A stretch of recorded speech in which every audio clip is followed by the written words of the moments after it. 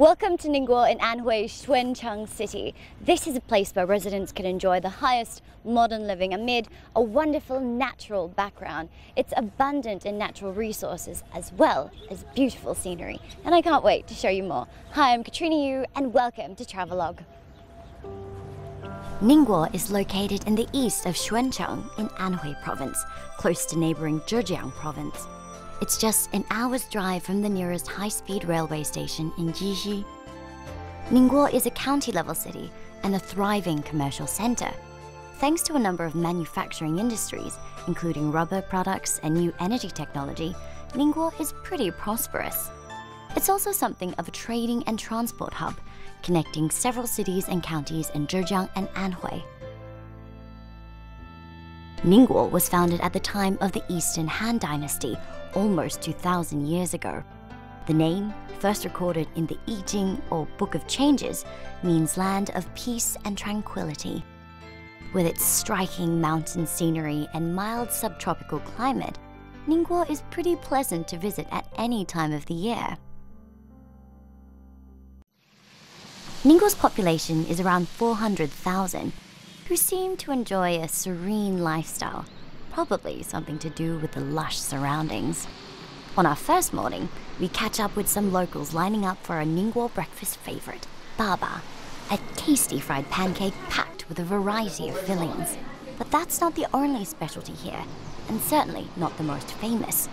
Ningguo's most renowned delicacy is in fact a nut, the hickory to be exact. The precious kernel only grows within a 50-kilometer radius on the northern slopes of the Tianmu Mountains, which mark the Anhui-Zhejiang border. Because of this, Ningguo is known as China's home of the hickory nut. Look at this. This is one of the most important stages of the hickory process. It's called piaoxuan, which literally means to float and select. So what they do is they pour all the nuts into this bath, which allows him to see which ones are full or which ones are empty. So it makes basic sense. The ones that float and bob above the surface are pretty much empty and they're no good, so they take them away, and the rest, well, they separate them as good ones. Hickory nuts look like mini walnuts. The shell is bony and dense, so to break them open, you're going to need a little help, ideally in the form of a little hammer. These women work hard to make sure their customers have easy access to this crunchy treat, so I thought I'd make myself useful. A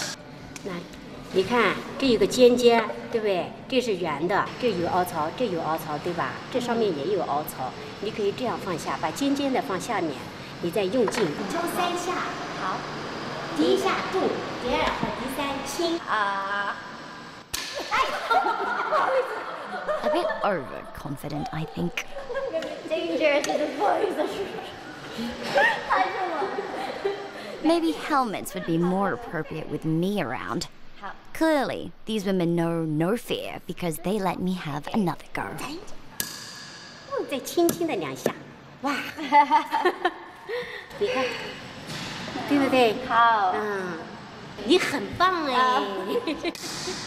Now, after a whole day of doing this, all these women here can crack up to 3,000 nuts a day, which makes me feel like we should get going to meet that process.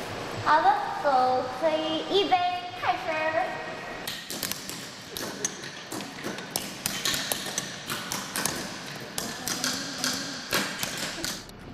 I decide to quit while I'm ahead, and while everyone else still has their head, and observe the next stage of the hickory packaging process. Now, these nuts are full of healthy antioxidants, and if you thought they only come in one flavor, well, you'd be wrong. Ningguo hickory nuts have been developed to suit all tastes, spicy, salty, sweet. But my favorite is all natural, the original, and specifically the hickory kernel, which comes roasted without the shell. However, these are the most expensive. But of course, if you'd like to earn your meal and have a try cracking open your own, fully encased ones are also available. Having literally got a taste of nature, I decide to head to the outskirts of Ningguo, where I can experience more of it. And for a travel experience that's as close as possible to nature, it's tough to beat Enlong Wooden Villa Village. It's just 8 kilometers from the city center. After transferring to an electric car, which whisks you down a winding driveway, you quickly realize that this is a place that fully embraces its environment. But that doesn't mean you'll have to rough it during your stay. Now, when you come to Enlong, you'll see that you have a few accommodation options. Just look at the map behind me. In this area, you'll have 42 wooden villas that you can choose to stay at. But you also have, down the bottom here, these little townhouses, and you can also stay at those. From afar, you may not even notice the wooden cabins. They seem camouflaged, nestled deep into the landscape.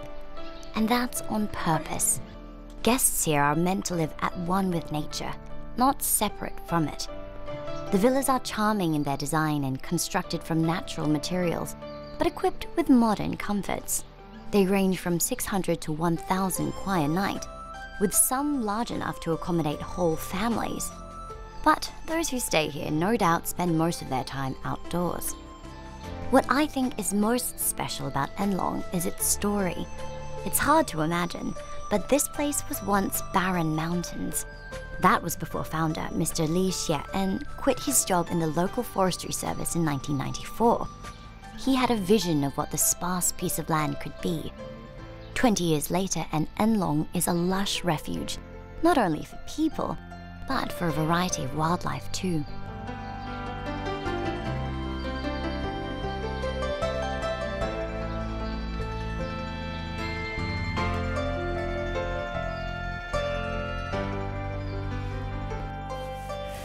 And if you'd like something a little more comfortable rather than rustic, you can always stay at one of these homes. There's space for entertaining, ample space for eating,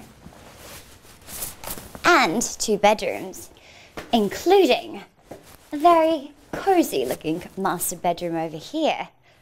Gosh, I have to stop myself from just jumping onto that. But the best part, I think, is just out here.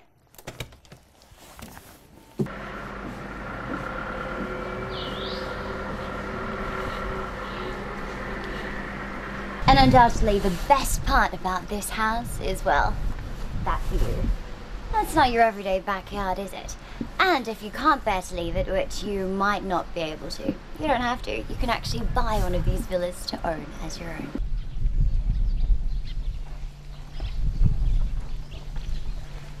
If you ask me, Enlong is definitely the perfect spot for kicking back with a good book or even going for a quiet stroll.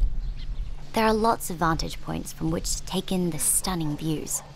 But as with any good travel destination, there are opportunities for a bit more, well, excitement. Zipline, anyone? Okay, we're ready. At least I think I am. Here we go.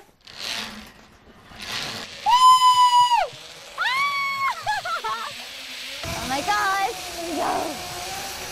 Oh my goodness, what an amazing view.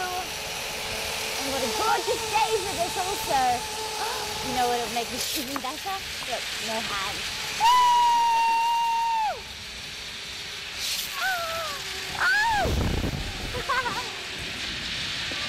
Like I'm flying.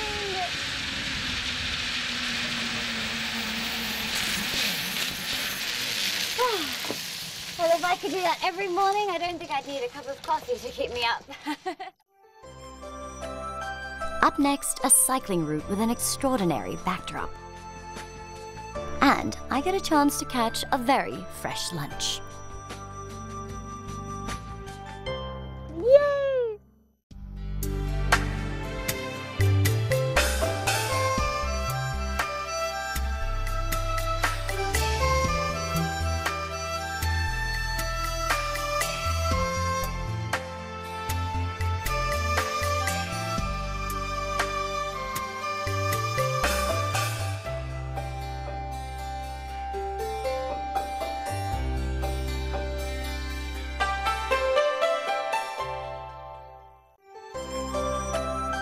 In this episode of Travelogue, we continue our journey through Xuancheng in Anhui province, this time exploring the city of Ningguo. I try my hand at cracking open some precious nuts, soar over the beautiful grounds of a wooden village, and experience a very colorful wedding.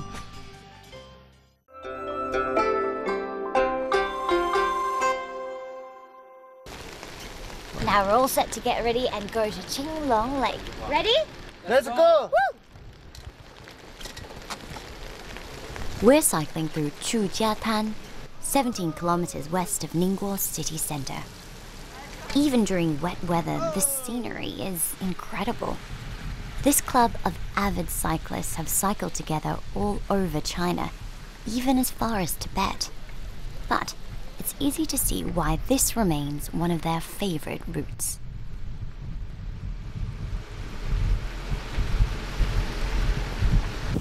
So I cycle every day and I'm in Beijing, but this is something else. And cycling with these locals who obviously love doing what they're doing, rain or shine, and with these amazing mountains behind me, it's really such a priceless experience.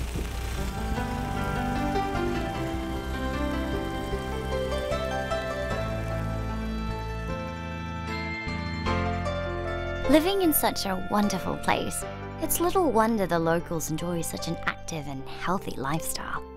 Qinglong Lake is actually a reservoir. It covers 34 square kilometers and has 38 islands in it. An indication of how rich are the natural resources is the 78% forest coverage.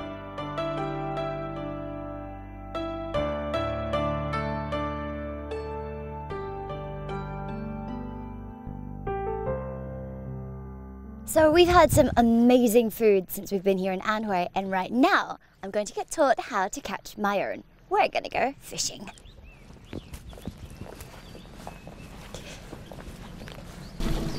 I'm met by Cheng Xuewen, who set up this fishing base. He says we first have to transfer boats. Okay, well, we're about to get onto the fishing boat.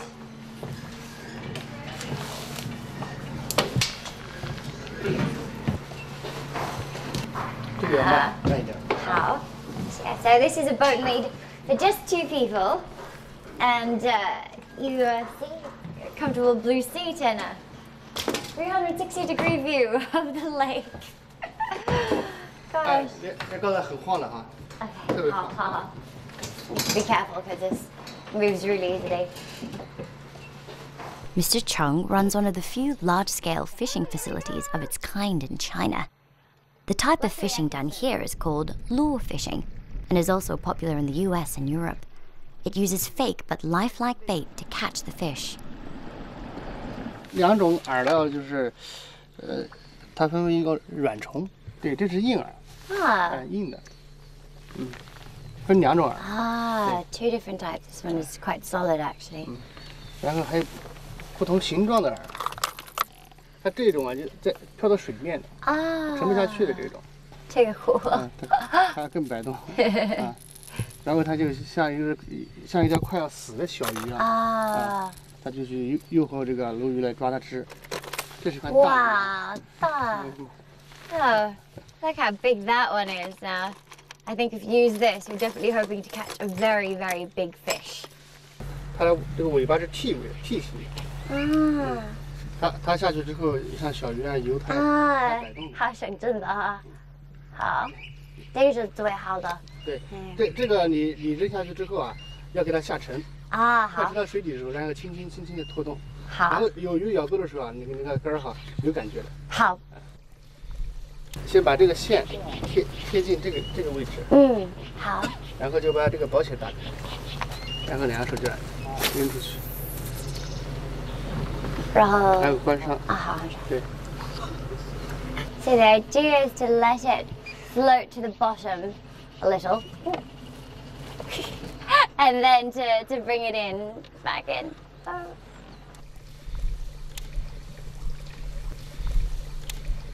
After the theory, Mr. Cheng gives me a practical demonstration of catching fish, and I don't have to wait long. Oh. Wow! pretty impressive.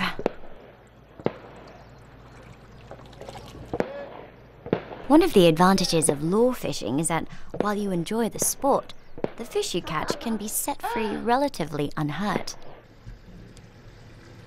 Well, it looked easy enough, and I even wondered if we had enough room to bring home all the fish I would catch. But, I've got a branch! Which is definitely not the point of this whole exercise. At 300 kwai a day, the experience was well worth it, but a lot more challenging than I anticipated. I started to grow desperate when... Oh my god! I have a fish! Oh my god! Oh my god, I'm so scared of this fish.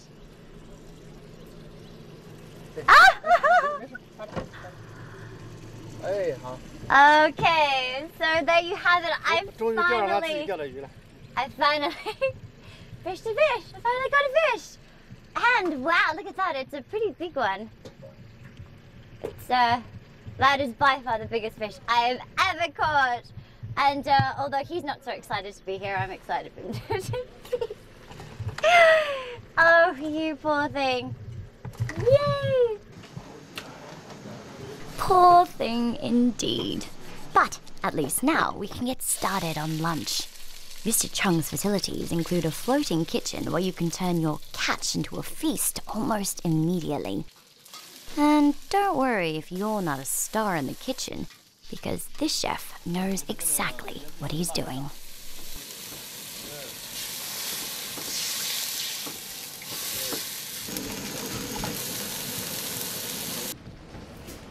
Would you look at that? It is incredible. This is the fish that I caught, and it has this garlicky, gingery, chive smell coming out from it, and it smells incredible. And you know what else is incredible? The fact that we went out there ourselves, waited patiently, and caught one. Finally caught one. So to know that I'm responsible for at least this part of this meal is, that feels pretty good. And you know what else feels pretty good? Look at this. We've got this amazing background of Qinglong Lake right behind us, which is a very fitting way, I think, to have this meal. And speaking of having it, better taste the fish, just to make sure that it's okay, you know, considering. Okay, let's see.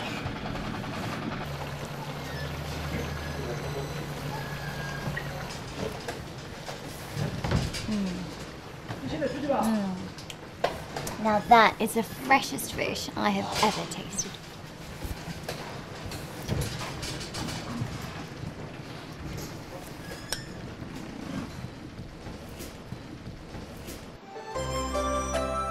Coming up on Travelogue, I walk through a waterfall wonderland and get a peek into life on a stairway to heaven.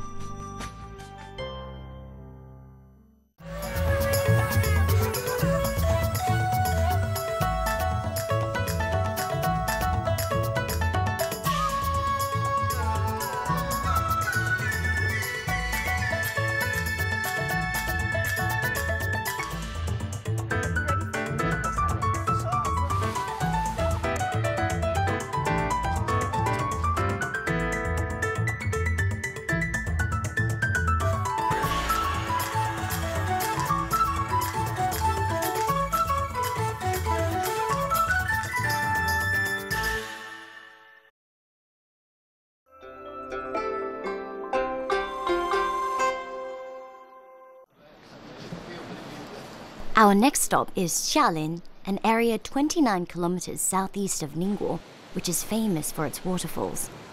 It's filled with places perfect for a relaxing escape.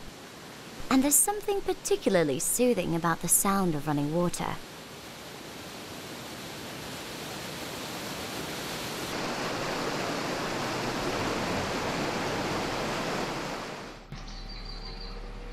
But Xialin also overflows with another special resource. Now, one of the things that Ningguo is known for are those delicious hickory nuts. But the second thing are, well, all around me these bamboo trees. They're grown all over the region, all different types of bamboo. And not only do they make walking through here very tranquil and very peaceful and beautiful, they're also used for all sorts of things. These can be used for cooking and also for construction.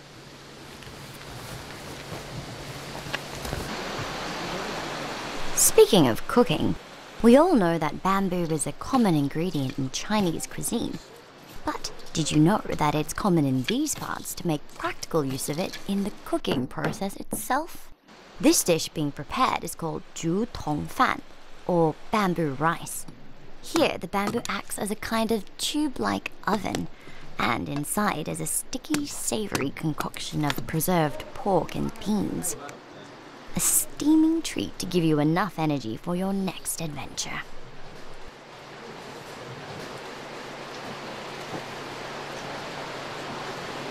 And after that snack stop, we're going to need it. We head to Yunti, a town of the Shi ethnic minority. It's located deep in the mountains, 60 kilometers southeast of the city. 4 magnificent stone totem poles greet you on arrival, each engraved with the 4 family names used by the Shi people: Zhong, Lei, Lan, and Pan. It's about a 2-hour journey by road, but as soon as you arrive, you can see that it's worth the trip. Yunti literally means cloud ladder. The town is so named because of the beautiful farming terraces that seem to reach up into the heavens. Instantly, you'll realize that this is a place with a strong sense of culture and tradition, hardly surprising given its remote location. Most of China's Shi people live by the sea, but the ancestors of these people migrated inland. And apparently it was a good move, because now they enjoy a high standard of living, thanks to the abundance of bamboo and hickory nuts, and to tourists. Visitors can experience many aspects of their everyday life, which include brewing the local rice wine, grinding soybeans in a very special way, and making Qingming Baba, a steamed green treat prepared and served during the Qingming festival, a holiday for honoring one's ancestors.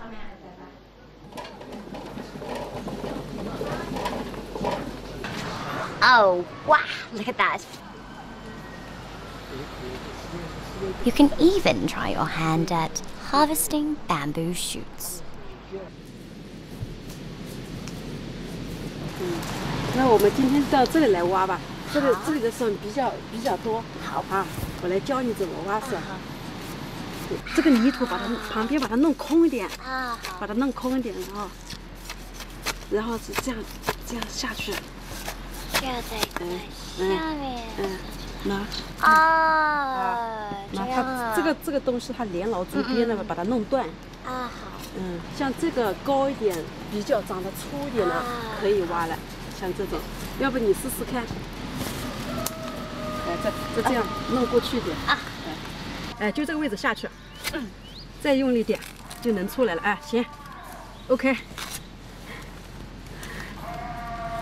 这个好。So there you have it, my 棒的，厉害，学会了，对吧？可以的。你看这个拿它这个芽都挖出来了。Okay, so this time I've got it. So there you have it. I've learned how to harvest my own bamboo shoots, and again, that also isn't as easy as it looks. Afterwards, the shoots are cleaned and stripped, ready to be sent to the kitchen.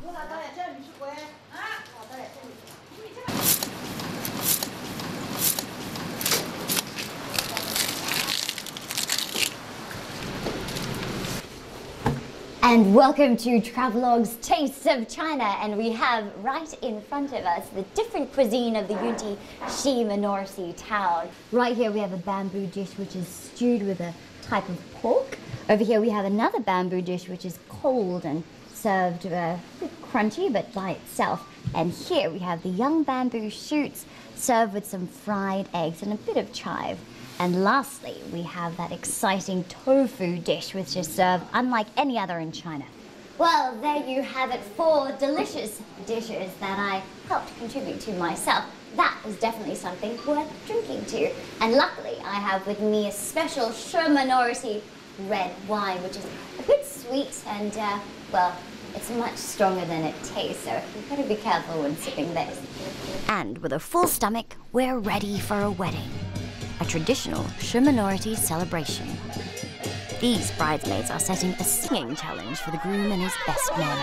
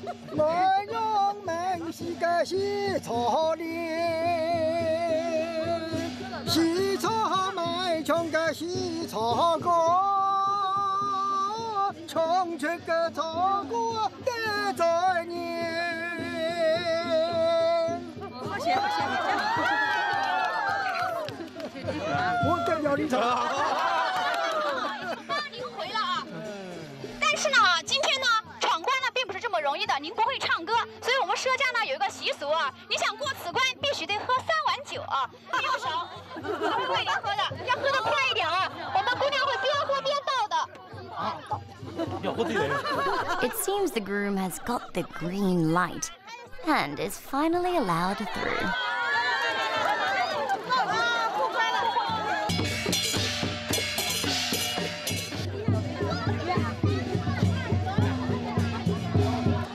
Singing and drinking. What celebration is complete without it? But it isn't over just yet. Ahead are more challenges to overcome. Solving riddles, drinking wine, and more singing. In the West, the best man usually just needs to carry the ring. Here, the groom needs more than just one best man, and they're a lot busier. The groom's fate depends on their versatile talents. After passing several challenges, the groom finally collects his lovely bride. Now that's what I call a jolly beginning to a happily ever after.